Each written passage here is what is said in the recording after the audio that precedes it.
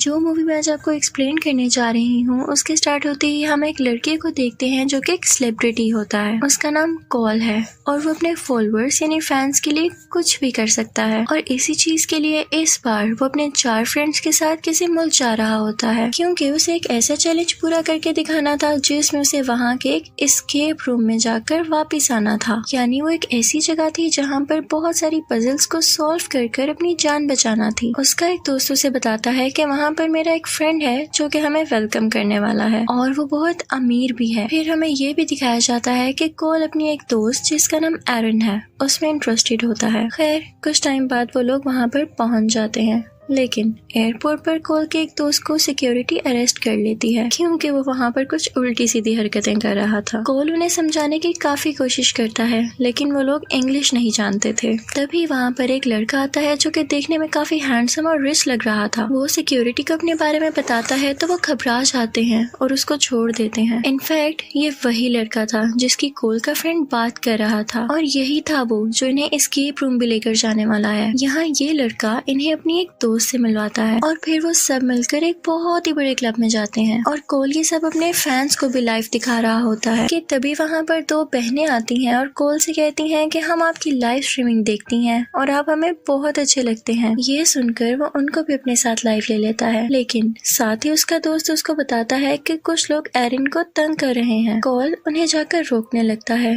लेकिन वो लोग अपनी गन बाहर निकाल लेते हैं। वो वहाँ का पूरा गैंग था लेकिन उसी रिच लड़के के बॉडीगार्ड्स उनको वहाँ से भगा देते हैं और उस गैंग का लीडर उनको ब्लैकमेल करता हुआ वहाँ से चला जाता है। इनको कुछ समझ नहीं आता कि अब क्या किया जाए। खैर ये लोग इस बात को इग्नोर करना पसंद करते हैं और वहाँ से चले जाते हैं। रात में ये लोग एक होटल में स्टे करते हैं और यहाँ एरन और कॉल में काफी क्लोजनेस भी हो जाती है। अगली सुबह वो सब एस्केप रूम की तैयारी पकड़ते हैं। उस रिच लड़के ने इनके लिए एक गाड़ी भेजी होती है जिसमें कॉल और एरन जाते हैं। इनको रास्ते में कोई चीज नजर आती है तो वो ड्राइवर से गाड़ी रोकने का कहते हैं लेकिन ड्राइवर कहता है कि मुझे ये कहा गया है कि आपको आपकी मंजिल तक ही पहुंचाऊं। लेकिन बहुत ज्यादा इंसिस्ट करने पर वो उन्हें कुछ देर के लिए गाड़ी से बाहर निकलने देता है और साथ उन्हें उस मुल्क की करेंसी के कुछ पैसे भी देता है। वो लोग वहाँ जाकर बहुत एंजॉय करते हैं और कॉफी भी पीते हैं लेकिन जैसे ही कॉल बिल पे करने के लिए पैसे निकालता है तो इसके अंदर से एक कार्ड निकलता है, एक किस्म का नोट, जिसे देखकर वेटर उनसे बिल नहीं लेता कि इसके पैसे वही लड़का देगा। एरिन को काफी हैरानी होती है कि उस रिच लड़के को कैसे पता कि हम यहाँ आएंगे। इसके बाद वो सब उसके पास पहुँच जाते हैं और वो उन्हें एस्केप रूम के बाहर ले आता है। वो कॉल का फोन भी सीसीटीवी फुटेज के सामने रख देता है ताकि उसके फैंस भी सब कुछ लाइव देख सके। उसके बाद उन सब के फेस को ब्लैक कपड़े से कवर कर दिया जाता है ताकि स्टार्टिंग में ये सब कुछ न देख सकें कि हमें कहाँ कहाँ छोड़ा गया। इसके बाद सबको अलग अलग जगह छोड़ दिया जाता है और कॉल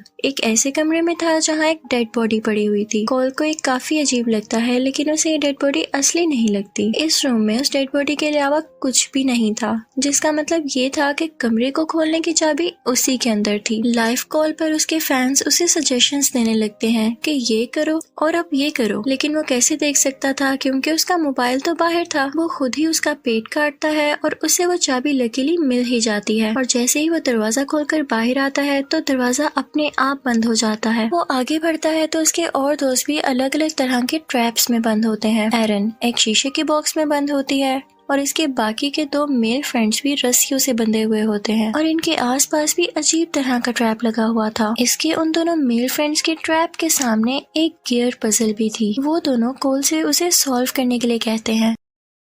कॉल अगर वो गियर्स गलत तरह से जोड़ देता तो उनकी रस्सियां खींचने लग जाती और इन्हें बहुत दर्द होने लगा था लेकिन आखिर कॉल वो पजल ठीक तरह से जोड़ देता है और उसके दोनों फ्रेंड्स आजाद हो जाते हैं और अब ये तीनों एक साथ होते हैं और अब वो बढ़ते हैं अपनी फीमेल फ्रेंड्स को स्ट्रैप से छुड़वाने के लिए और इसके लिए वो एक पजल सॉल्व करने लगते हैं। जब वो अपनी एक फ्रेंड की पजल को सॉल्व कर रहे होते हैं तो उनकी फ्रेंड को इलेक्ट्रिकल शॉक्स लग रहे होते हैं लेकिन ये लोग जल्दी से इस पजल को भी सॉल्व कर लेते हैं और उसको फ्री कर देते हैं। वो काफी घबराई हुई होती है और चैलेंज को छोड़कर जाना चाहती थी लेकिन उन 3 लड़कों को इस गेम में काफी मजा आ रहा था तो वो कहते हैं कि हमें इसको पूरा करना चाहिए और साथ ही उस रिच लड़के की भी आवाज आती है जो कि उनसे कहता है कि तुम्हें इसको पूरा करना चाहिए और तुम ये कर सकते हो। तो उसकी बात सुनकर वो लड़की भी मान जाती है और तभी वो चारों देखते हैं कि एरिन के ग्लास बॉक्स में तेजी से पानी भर रहा है। ये लोग उसकी पजल सॉल्व करने की कोशिश करते हैं तो वो दरवाजा अनलॉक तो हो जाता है, लेकिन वो ग्लास बॉक्स अभी भी नहीं खुल रहा था। वो उसको खोलने की बहुत कोशिश करते हैं लेकिन वो नहीं खुल पाता। सब बहुत परेशान हो जाते हैं और उस रिच लड़के तक ये चैलेंज क्विट करने का मैसेज पहुंचाते हैं,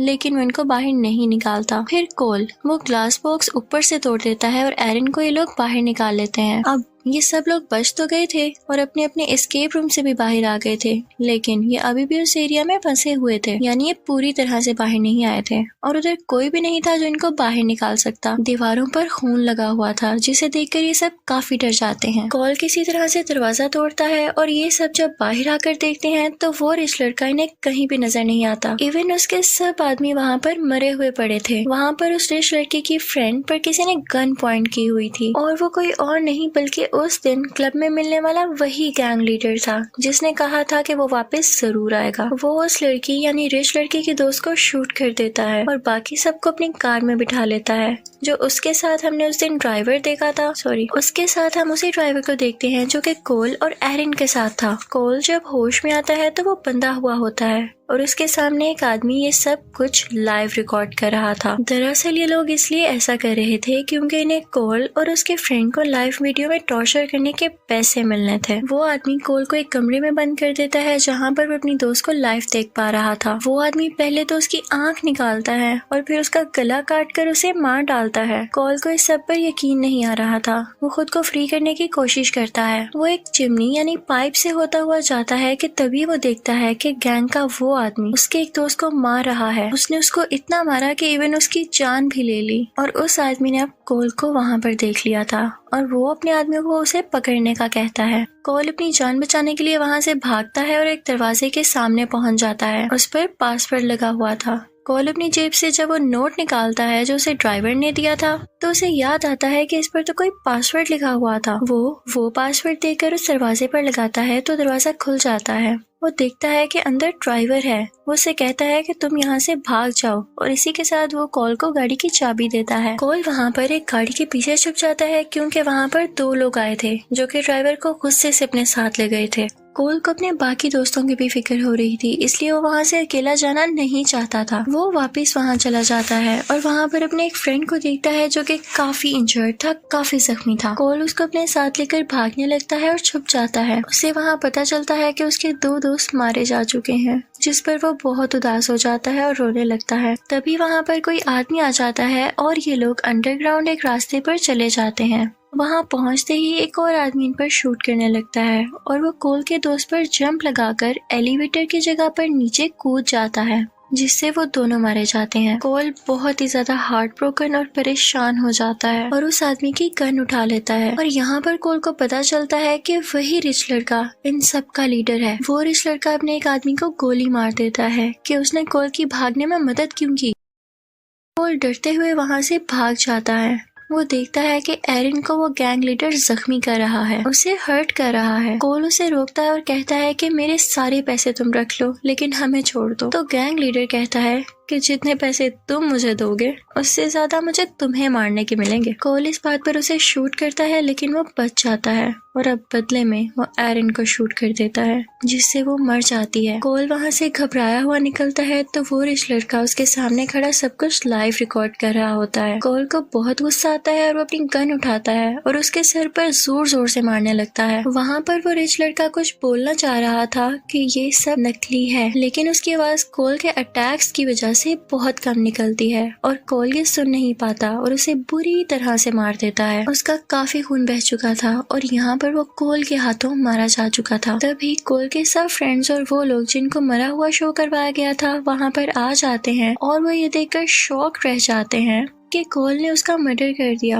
और ये सब लाइव जा रहा था। इनफैक्ट ये कोल के फ्रेंड्स का प्लान था कि इस बार कोल को कोई नया चैलेंज देते हैं ताकि वो अपने फ्रेंड्स को कुछ नया करके दिखाए और खुश हो जाए, और इस चीज के लिए उन सब ने एक्टिंग की थी। लेकिन कोल ने ठीक वक्त पर ये नहीं जाना और उससे उस रिच लड़के का मर्डर हो गया। इवन इस पूरी एक्टिंग में, इस पूरी गेम में उस रिच लड़के के अलावा कोई भी नहीं मरा था, इवन एरिन भी नहीं। अब मूवी के आखिरी सीन में हम कोल को बहुत उदास देखते हैं जबकि उसके दोस्त हैरान थे कि कैसे ये खेल मौत में बदल गया। और इसी के साथ मूवी एंड हो जाती है। Thank you for watching.